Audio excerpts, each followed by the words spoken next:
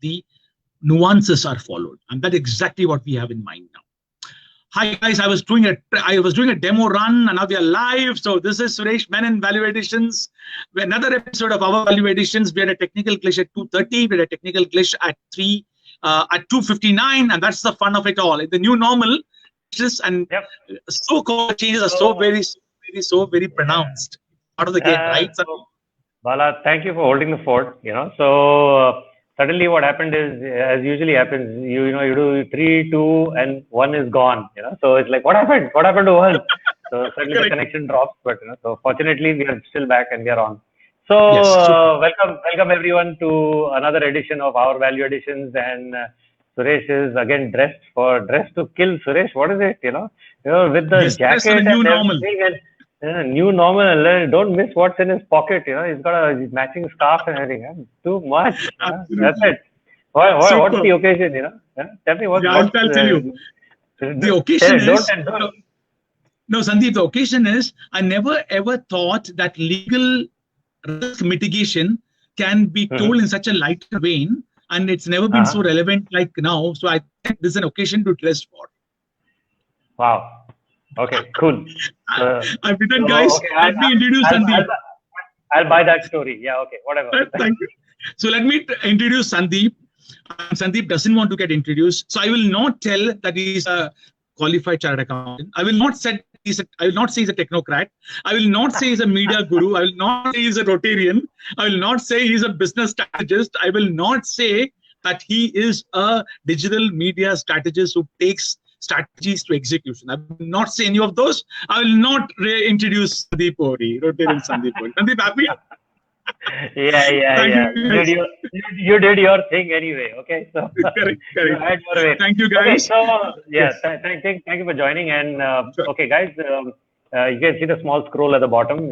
So please say hi if you're watching, and you can also say other things other than hi. Preferably nice things. So if you say nice things, we'll also feel nice, and we'll also remember that you said the nice things. You know what I mean? So when you come to talk to us, we'll remember that you were the guys who said the nice things. Okay. So please be nice to us. We're trying to do our best here. Okay, Suresh, please tell us what is it about. Suresh, I'm not introducing you. Okay, this is our third program now, and this is the Value Additions page. If they don't know who you are, then they need to Google. And the Google, and you'll be right there at the top of the list. As the big shot, as the guy who, what I like about Suresh and his company is what he does is he helps companies not only just to grow sales, but he helps them to predict the growth.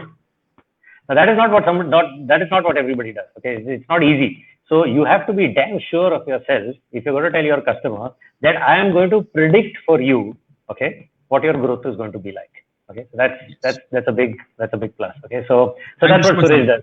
Yeah. Okay, so Suresh, okay, friends, welcome to the Mutual Admiration Society. Okay, so he talks nice things about me, and I say nice things about him. But okay, we have actually an even nicer person on the show today.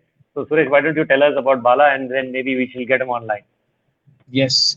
So we have the unassuming, absolutely steeped in the subject matter expert, the Letician, low profile, Balakrishnan Arakat. We will call him Bala Sir.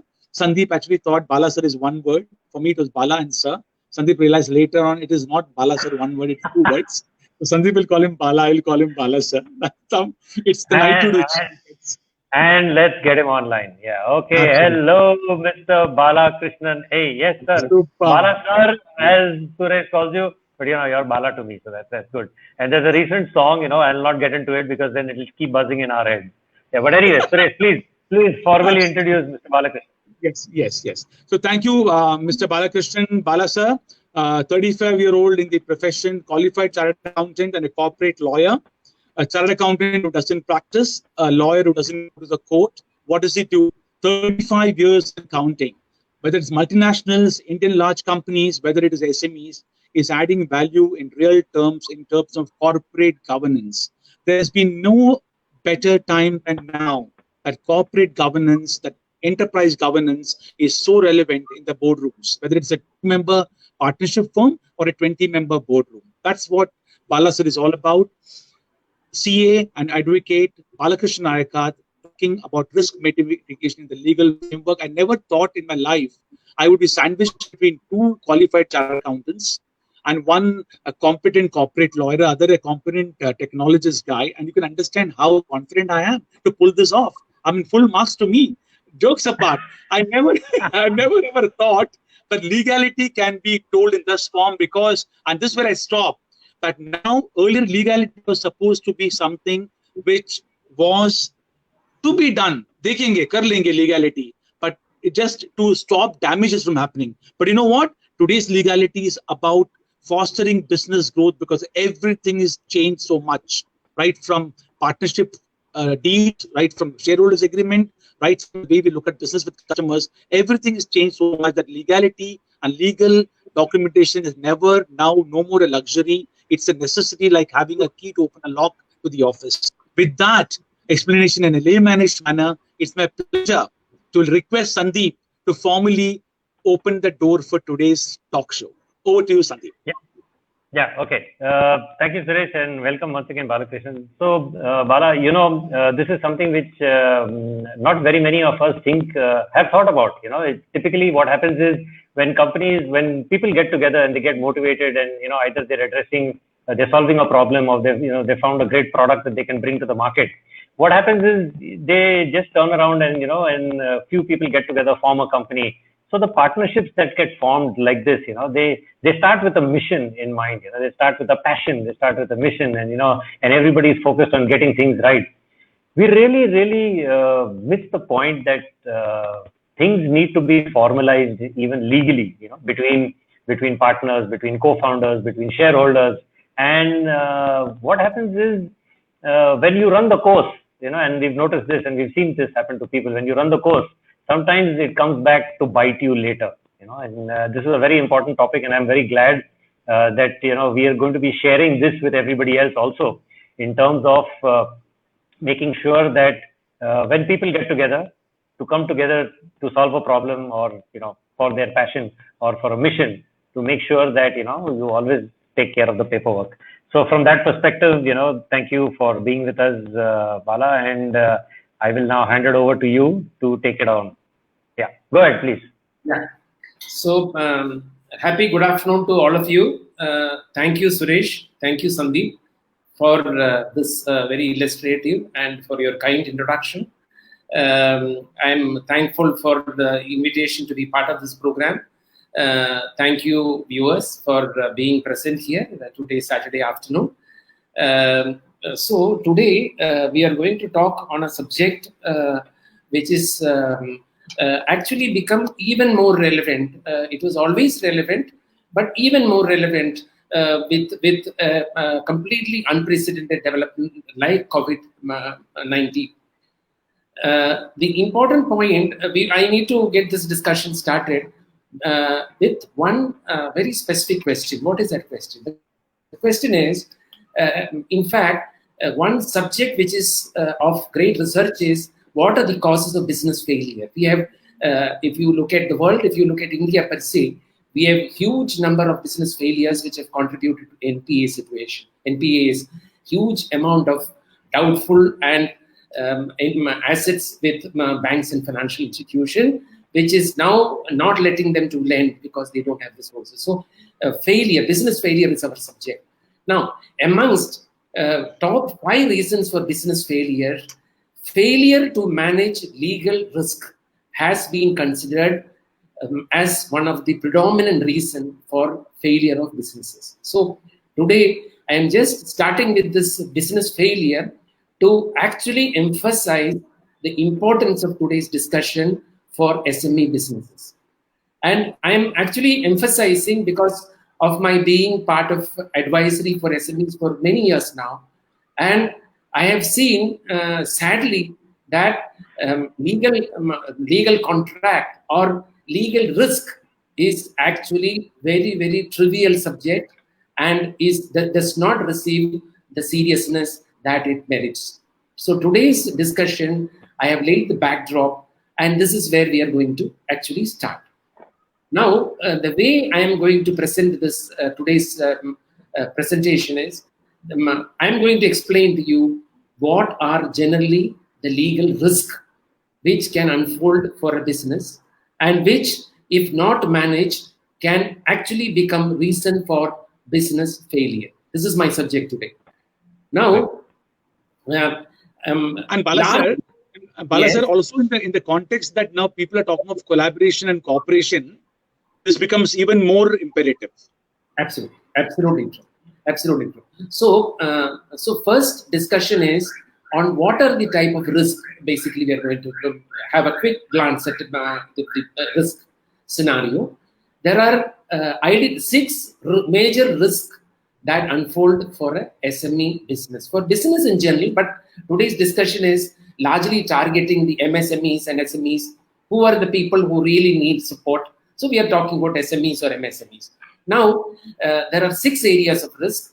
The first and primary area is actually about conflict, how to deal with conflict, or how to ensure that there is no conflict between shareholders, actually. So conflict at the shareholder level, or at the board level, or at the management level. Now, I will give an example. Now, if you take the example of if the head end of the day is stable, then the limbs, the body, everything is stable. Otherwise, the limbs are wobbling and a person is likely to lose his balance. Business, this analogy I have explained only to highlight the importance of stability for a business. Now, this is the first risk, lack of management of the conflict between shareholders. The next is lack of proper agreement with respect to key employees. Now, I want to explain to you what it means. Now, if you see businesses which are SME businesses started by maybe 2 entrepreneurs, one is an expert in operation and technology, the other person is an expert in marketing, and they have built a business. They have founded a business. 3 years down the line, the business is all of a sudden growing. So they find the need for key employees. They find the need for resources at a senior level who can actually steer the team. When it comes to that point, then they hire somebody, a senior person, but they issue a normal appointment letter. But over a period, he actually becomes a quasi-owner. In the sense, he also is vested with all the power that a normal partner is actually vested with. So he has access to secret, he has access to technology, he has access to everything, he has access to customer. He is the first point person for customer.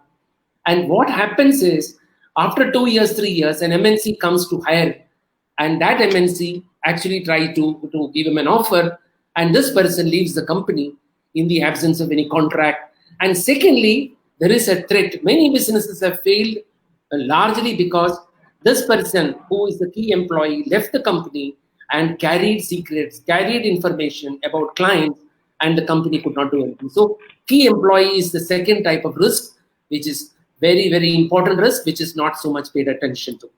The third aspect is the contracts with customers and suppliers. Invariably, SMEs in their growth become excited when they find a customer who finds value for their goods or services. And then in this excitement, they overlook everything, and out of fear as well. And some customers over 2-3 years become so important, and so many things are overlooked. And a day comes when a competitor arrives in the scene, and then this target key customer shifts to that other client, and that leaves huge amount of inventory on our side. I'm actually taking examples, actual examples of what we have seen in companies where I've been advising. So I'm talking about examples like that. So a company which was left with inventory more than 1 crore rupees, and largely because of some event which could have been controlled by legal documentation. Now, so one is at the customer level, contracts, very important. The other one is at the supplier level, contracts are required, particularly companies which do job working, etc., etc. This is normally given very, very trivial importance. A simple purchase order is issued, and there is nothing very clear on whether quality or quantity or description or terms or reworking. So many aspects are missed out. And when a crisis arrives on the scene, then there is a difference, and the difference leads to a conflict, and that conflict results in loss, and that loss results in business failure. So the contract on the customer side and supplier side have to be emphasized. The next aspect I want to cover is the subject of dealer appointment of dealer, channel partner, and franchisee. Now, dealer appointments are also reduced to format, paper, 2-3 papers, basically largely agreement. A summary agreement is created, downloaded from internet. No care or attention given to the clauses which are very important. And there are dealers, etc. appointed. And what actually we have seen in the past is these dealers come on board and without clarity. For example, I want to give an example here. One client who was in a footwear industry appointed a distributor, and the distributor and the principal, both parties, did not enter into an agreement where the territory was very clear. Business grew in 5 years, where the inventory itself was 2 crores, which was actually maintained by the distributor. And at some stage, there is a new distributor brought on in the scene, and who is entrusted with a sub-territory within that.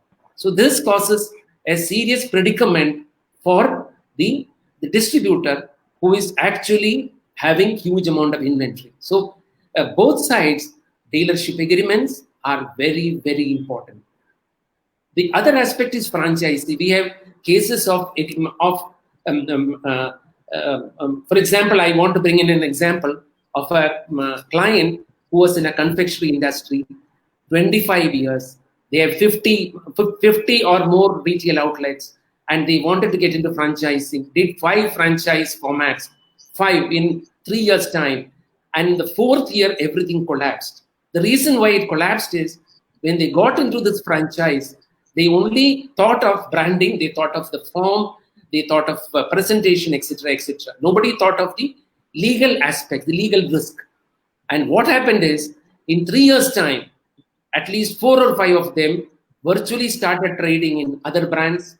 They started in conflicting actions, which completely eroded the brand, the original brand of the client brand of the confectionery. So this is one very example which can highlight the seriousness of this, what I'm mentioning about.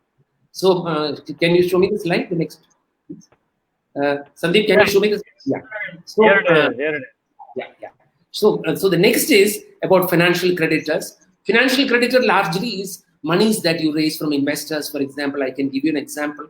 Now, when the money is raised, there is so much enthusiasm on the part of the borrower, borrowing company, that documentation, contract, etc. is given last priority, because the man receiving the money is in a hurry to receive money, and the man paying the money is inserting so many aspects into that, or keeping so many aspects away from the document.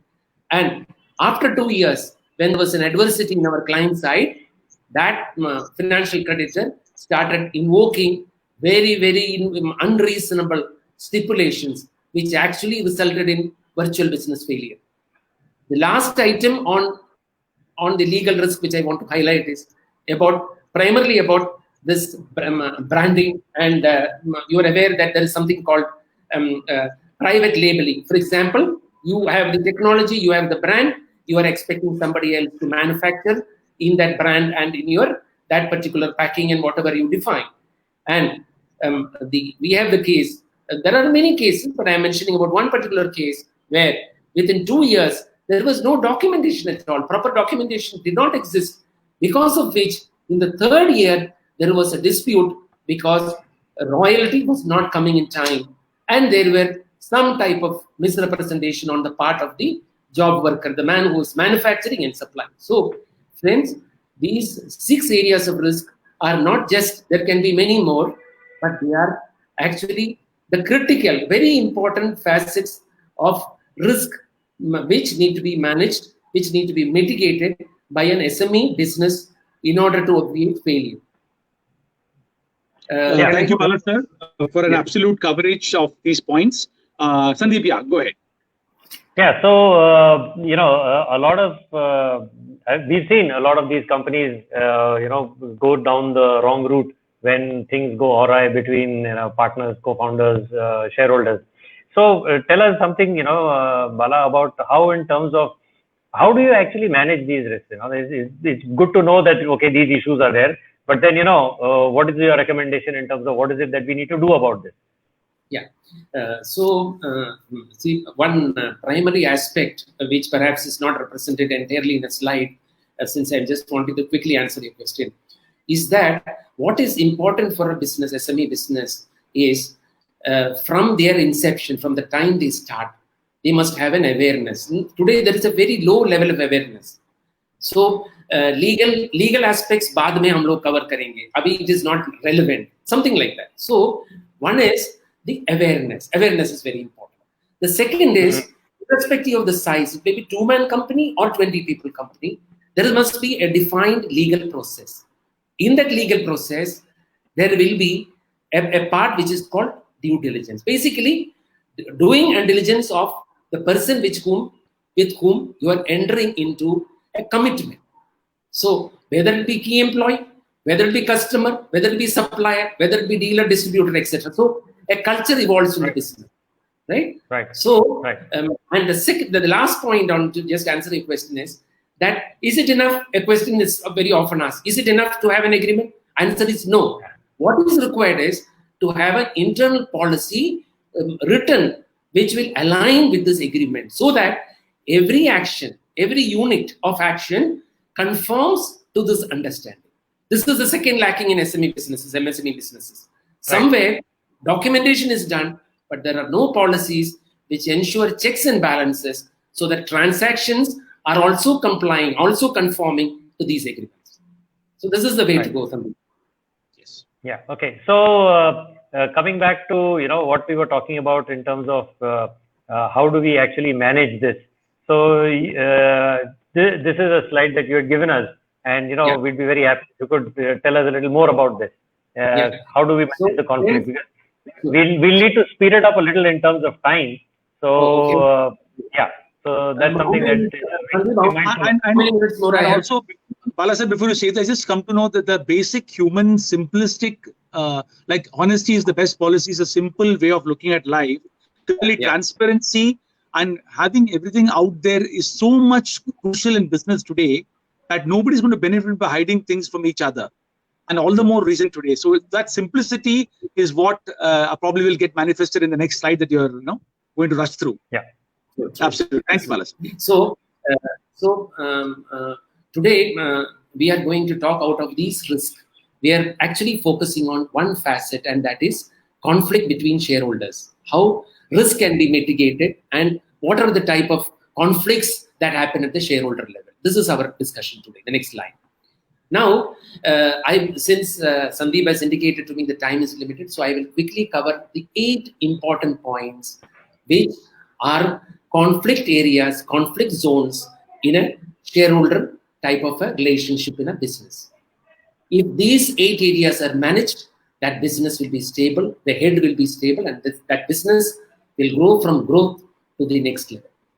The first and foremost is conflicts happen in shareholding structure. Businesses are formed by individuals. Some of them are, most of them at least, are first generation. So 50-50, they start with some shareholding structure. But a short time or a year or 2 years later, many things change, everything change, and the roles, etc. change. And then in the absence of an agreement, a different start, and then that leads to conflict.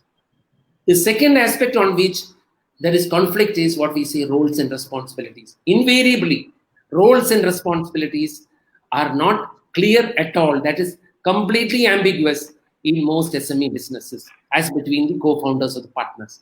There is no full clarity on that. So what happens is, as businesses evolve, new challenges unfold, partners are required or founders are required to on different roles. At that time, there is in the absence of a documentation, the absence of a covenant, that results in a difference which cannot be resolved because there is no documentation. There is nothing clear between them. Back to the slide. So the third aspect, Sandeep, back to the slide, please. The third aspect is guarantees and collaterals. Now, the point is, both the partners at the end of the day may not have the equal amount of financial resource. So when a crisis came in the third year, one partner came actually with a collateral property. In the fifth year, what actually happened is when adversity hit, the bank sent notice only to one of them whose collateral is there in the business. And then the conflict started. So during a bad time, They are not resolving, they are not working together, but they are conflicting with each other. The fourth point is contribution versus compensation. So in the absence of a documentation, partners sometimes have a serious issue of always looking at measuring every 3 months, once in a way, that I am contributing more, you are contributing less, you are getting equal salary. So this type of conflict we have seen, which has resulted in breakdown of businesses. I'm sorry to say. Back to slide, please. So managing conflict and business direction is the other aspect.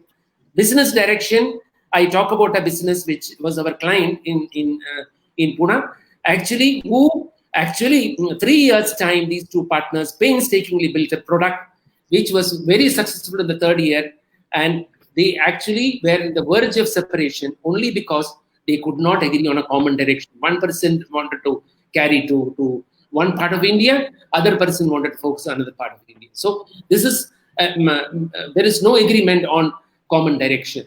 Funding aspect, entry of financial investors actually create a problem. Sometimes the dynamics between the partners get upset.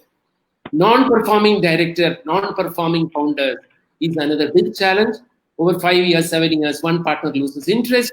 How do you deal with him if there is no documentation? So this leads to a lot of problems.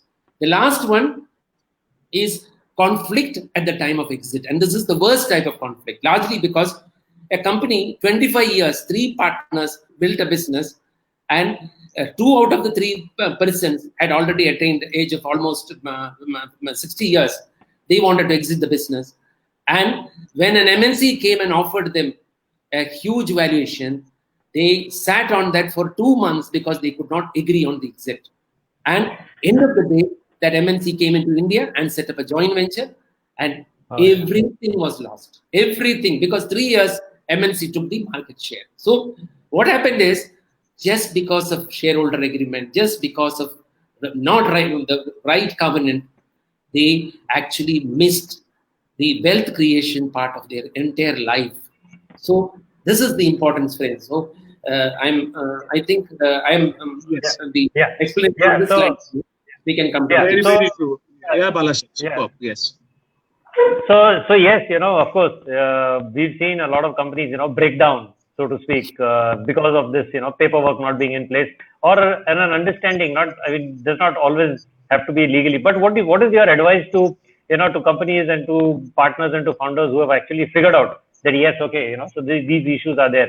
So how do we fix it? So I believe you have something in terms of what we can do to fix it. Yes. See, the point. One thing is, the best time to start is now. Perhaps just after today's session, somebody would want to go about the structuring the shareholder agreement. The sooner the better. This is what I put in the slide. Sooner the better. Get on immediately with formulating a shareholder agreement. Prevention better than cure. First point. The second is, if you delay, matters are likely to become more complex. The third aspect is, entrepreneurs have to understand that they are moving from a non-business relationship to a business relationship. So approaches are very, very important. Now, people ask us, what is the way to start? Where do I start?